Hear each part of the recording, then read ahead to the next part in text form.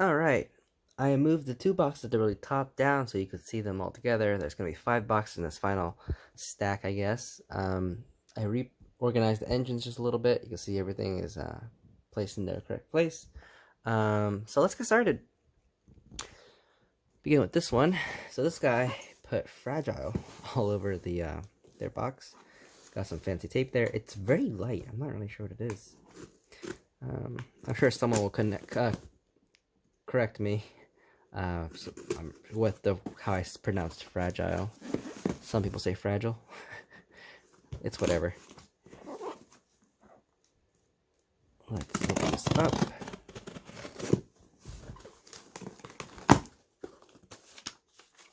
Feedback. I'll leave them when I finish all this stuff. Random piece of cardboard. Interesting, there's like fibers coming out of it. That's always strange. Ooh, I know what this is. So this, if you can't tell from the box, is a Bachmann Ampli Coach. Now, if you don't know, I already have 3 of these Ampli Coaches and 1 Ampli Cafe. Well, actually, I got one more after I made the video. So I had a video of the Kata F40PH I have, yeah. So at the time, I only had three cars, which was 2 coaches and 1 cafe. I bought another one before I left for college, and I guess I bought one during college. So that makes 5 cars total. I mean, the more the merrier, right? Let's see how much I paid for this. $21. So, yeah, makes sense. That's about average. There's clearly some stuff going on in the packaging. Hopefully it doesn't get onto the engine, the model itself. Ooh, that's not good.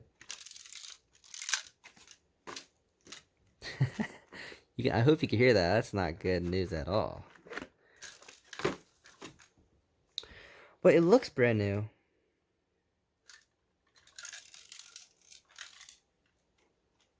I have no clue what that is. I'll have to open it up. That's somewhat concerning. I mean, the outside looks pristine. There's nothing wrong with the outside at all. I have to assume it's some sort of like...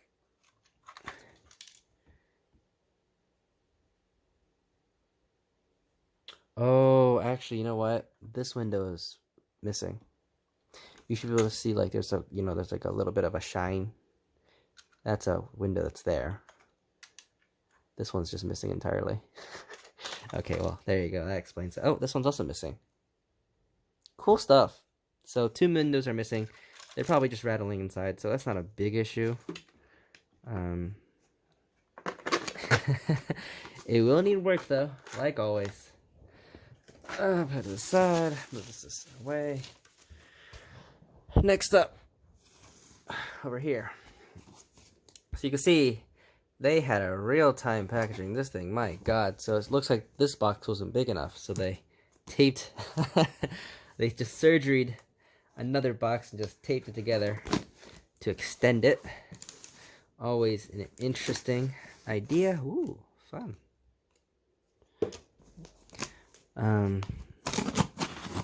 See, it's cool because it protects the packaging or the model, but it doesn't really protect it. You know, like if you hit it on here, this will just go into the other box. You know, if you hit it from here, like there's just not much protection.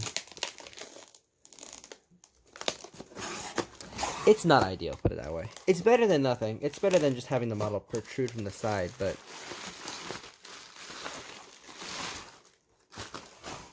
anyways, here we have unlettered. I thought I got New York Central. It is New York Central. Why does it say unlettered on the side? That's weird. I hope, is it?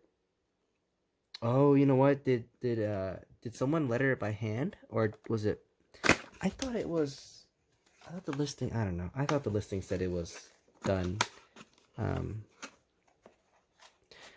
Done by the factory, but maybe it's done by hand. As I don't really care. It looked fine. It tricked me. So I mean, if it could trick me for being factory done, then I think it's good enough. Actually, you know what? Yeah, that is done by hand. You can tell because there's a gloss coat, or not a gloss coat, a matte coat. Why is that? Okay, that's the shadow of the camera or phone. Who am I kidding? Can you see that? There's a somewhat poorly done. Oh, that was a good angle. Yeah, there's a somewhat poorly done gloss coat on here, which means those are decals. Yeah, not a big issue. Now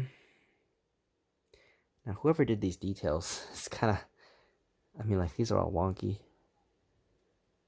That letter's broken. I don't know.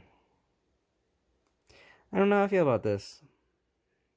It's definitely not ideal. Like, can you see the marks on the sides? I'm trying to get a good angle. Sorry about that. There we go. Yeah, you can see the marks. It's just a bunch of marks on the paint that clearly show used. I mean, I guess, you get what you pay for. So, like, this is all wonky, too. I paid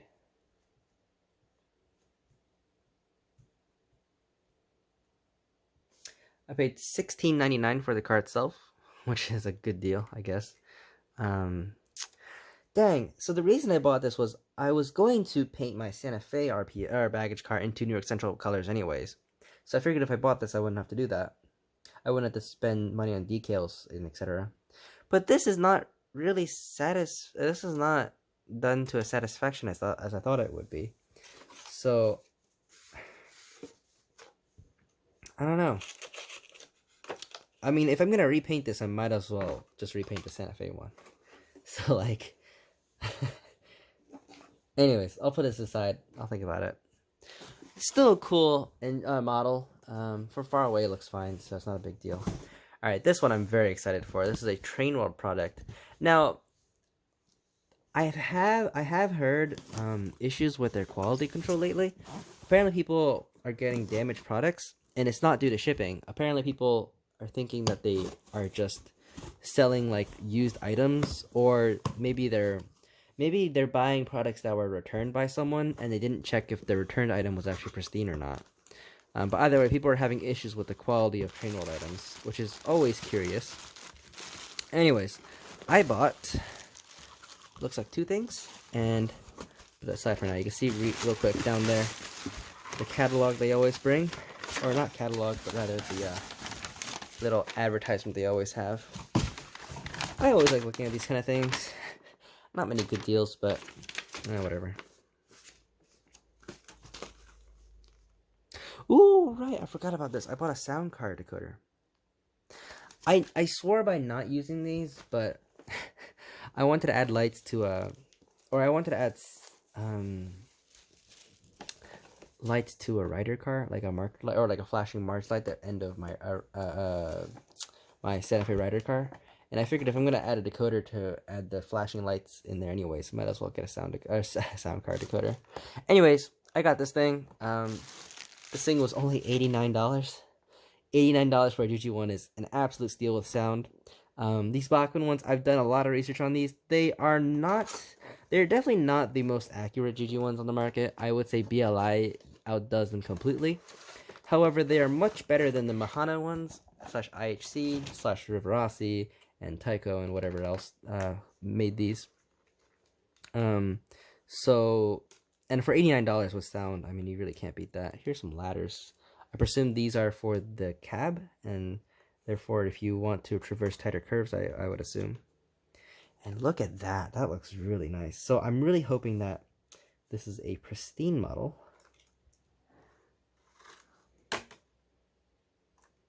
And man, oh man.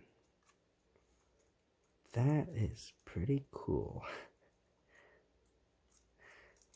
See, like, I don't really like these tolerances. This makes it look like a toy, right? Like, if I mean, it doesn't make a difference because, like, on the track, there's not gonna be much of a gap. But the fact that it's so flimsy, it just feels like a toy sometimes, you know.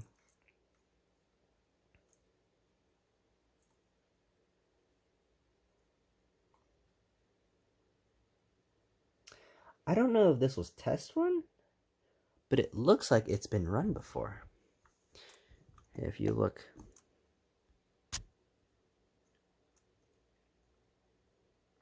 no, the camera's not picking up, but there's some dirt on these wheels. That's very odd. Ooh, I like these. I'm not gonna worry about that. I think I somehow let it go, but all right, whatever. I'm gonna take a closer look at this later, but this looks really good. Even if it's used, I don't really care. It looks good enough. Actually, there's this one thing that's bothering me. Can you guys see that? There's like flakes of red paint in this one grill. It's kind of hard to see if it's red, but trust me, it's red. But you can see like those little dots. That's kind of bothering me. I'm gonna take a closer look at this engine later. I mean, it looks stunning. I wasn't planning to model a GG or get a GG1 because I don't have electric lines on my layout. So that was good enough reasoning for me to not get a GG1. But this was cheap, and I was like, I mean, you can't beat $89. And you know, I figured if I didn't like it, I could always sell it or whatever. But I wanted to hold one and see one for myself. And this was a pretty good opportunity too, so figured why not. All right. 2 more. Holy crap, this is taking forever. Yeah, so this is priority mail box, which is always cool to see. I think these are cabooses because this feels fairly light. If I'm guessing correctly, these are 2 Walther Santa Fe wood cabooses that have markers added by the original owner. Oh, I'm gonna have to toss this somewhere, huh? Okay. This is gonna make a mess. Oh boy. Oh, here we go. Actually, you can see them right there. Here we go. All right. So, there's a little rubber band. Toss this to the side. Yeah, $34. These platinum cabooses are quite expensive. If you didn't know, platinum line, excuse me. The only difference between that and the gold line is the gold line you need to add the details yourself. Platinum line, you have to add them. They're added for you already. That being said, actually, no, these look fine. Okay, cool. I'm gonna open up one of these. I don't think there's a need to open both. Anyways, yeah. So the original owner, at least they claim the original owner added these working marker lights, which is pretty awesome. So I'm gonna check this out for myself. So if you could imagine, these platinum line cabooses go for quite a bit, plus working marker lights, you know, brass marker lights, I'd assume, is worth a lot. And for 2 of these, I'd say one of them could easily sell for $40. I paid $51 for both. I will test these later, but for now, let's just take a look at one of these. And man, these are detailed. So you can imagine adding all these details by yourself, which I could easily do. I have done before. Actually, most of my passenger cars, I added the details to myself, but it would be a pain to do all of these. Yeah, I mean, these look great. There's the windows and everything. Huh. Looks like there used to be a switch here. You can see the holes on each side and the big hole in the middle. Yeah, it looks like there used to be a switch, but they removed it. I'm gonna open this up and check out what's inside. Like, maybe, is it a read switch? Is it just always on? I'm kind of curious now. But whoever did this, though, well done, my god. So only one truck is powered. You can see that there's these copper plates on the sides of this one, whereas this one doesn't have anything. I don't know how good that pickup is, because I'm hoping they have a capacitor of sorts inside, so the lights don't flicker. But if they don't, I'll add it myself. Because one truck pickup is not that great. Alright, I think I'm actually going to cut it here. I'll be right back with this. I just want to get all this out of the way. It is a mess, so I'll be right back. Alright, and for the final item right here, and as you see, the collection has grown quite a bit. Yeah, I actually need to go through everything. in the next few days. I will hopefully have a summary video, like a 5-minute summary of everything I have here, uploaded probably later today, along with this long, very long video. But yeah, so I'll probably have a shorter version, and then I'll have an update to everything, if everything works or not, and stuff like that. So yeah, let's get on with the very last item here. My voice is starting to cut out. So yeah, let's get started. So this should be a Bachmann 284 Berkshire in the Pure Marquette paint scheme. Actually, one thing to note, it's kind of funny. This box is also extended. If you guys can see here, these flaps are open. There's another box here. Kind of funny. But anyways, yeah, this should be a Bachmann Berkshire Pure Marquette number 1225, the Polar Express engine, or at least a prototype for the Polar Express.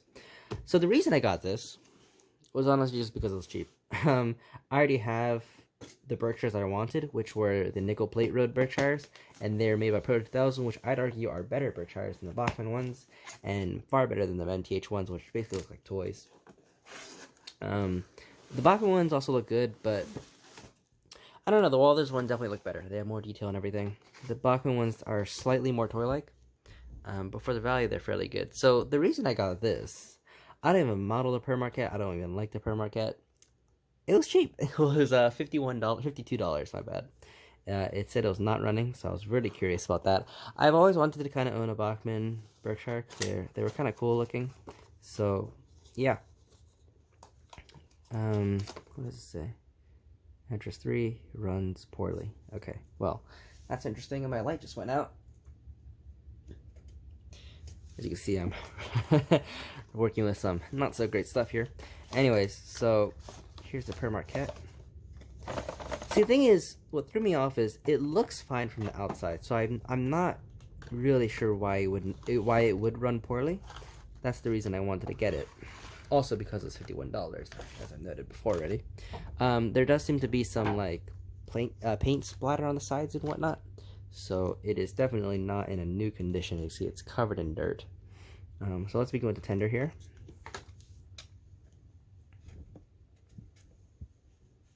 And yeah, as you can see, it's just covered in dirt. Look at that. My God. This thing has been either sitting on a shelf or sitting on a shelf. I couldn't tell you what this has been gone, what has gone through this. This looks like to be a fingerprint. Something must have held it here. Yeah, that's not a big issue. I can easily clean the dirt off. That's the least of my worries. I actually prefer dirt on my engines because it makes them cheaper. And it's so easy to clean off. Here are some pins. This is to make, so you insert these into the DCC pin socket to make it run DC, which in my case is pretty much garbage. I will keep it though. I do put those on engines I'm trying to sell as like a DCC ready pin sort of thing. And anyways, yeah, here's the engine. And so as you can tell, it looks fine. Like detail wise, it definitely needs a cleanup. Oh, sorry, my bad. You guys can't see this. Yeah. So like, this looks like some sort of like liquid that dried on here. There's some oil or paint or something like that. Okay, just oil. That's cool. There's a whole bunch of dirt. My God, this thing is disgusting.